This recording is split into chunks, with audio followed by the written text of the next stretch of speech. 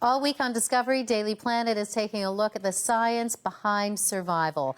Tonight, Ziya Tong will join the Canadian Forces Search and Rescue Team. She takes a close look at the rigorous training that helps them find and treat the injured when accidents happen in remote areas. With more, we are joined now by Daily Planet co-host Ziya Tong, the brave person I don't know about that. Well, seriously, tell me a little bit just about the search and rescue folks that do this. Well, it's incredible. I didn't even know that this occupation existed, but they are the Air Force's search and rescue team. Essentially, what they are is parachuting paramedics. So they fly in the Hercules, which is a plane, gigantic plane with a wingspan of about 40 meters. It goes really fast, 550 kilometers an hour. And from that height, what they do is they drop down supplies to victims who might be stranded in really remote locations, perhaps hunters, perhaps people in the Arctic, perhaps people in a plane crash, but people that general rescuers cannot reach. So you jumped on board one of these Hercs, and I think the first piece of tape that we're going to show from the show tonight is close to the plane's door. Let's take a look. Okay. For the purposes of our training exercise, we've now spotted our target. That's when things get a little trickier. Oh my God, the door is open! Our next job, sit at the edge of the open ramp and toss a wind drift indicator out the back. 30 seconds. Check 30 seconds. But if you drop the wind drift indicator directly over top Yeah, of the so target, they're literally dangling close to the open door, like right there. Yeah. The open door, like right there. Yeah. So I don't know if you've ever been in an airplane and you've been sitting ramp of an aircraft opening, all the air rushing in, and we didn't have seat belts. What we had was they actually had a tether with a hook. That hooked me onto the ground. So at the very beginning,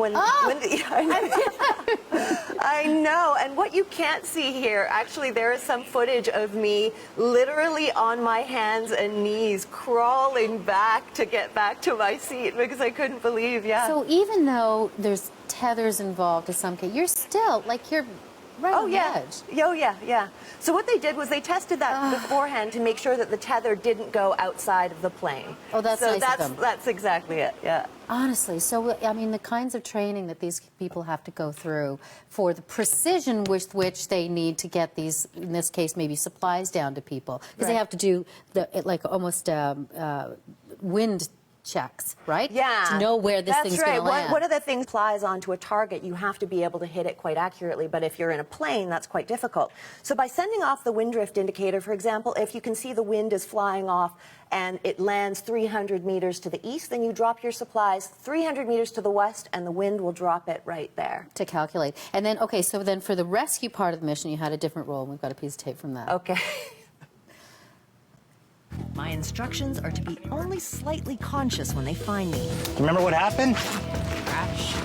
Though they've already parachuted into unfamiliar territory, their real work has just begun. They quickly determine my injuries.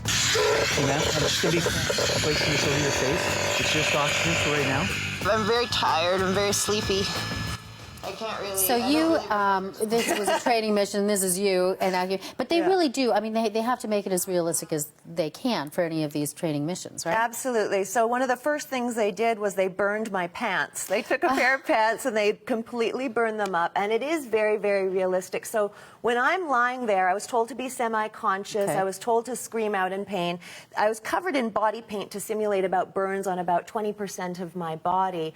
But then what they did was they put real IVs in me. So I had 2 real IVs, real oxygen, and a real neck brace. But what happened was my hair was getting tangled underneath the neck brace. And at one point they were like, "We're going to have to cut your hair." And I was like, "This is a simulation. Don't do that." So yeah, otherwise I would have had a bob if this was a real case scenario. Yeah, no kidding. Well, you know, you develop an appreciation that when you were up close and personal, you saw how they trained, a little bit about what they did.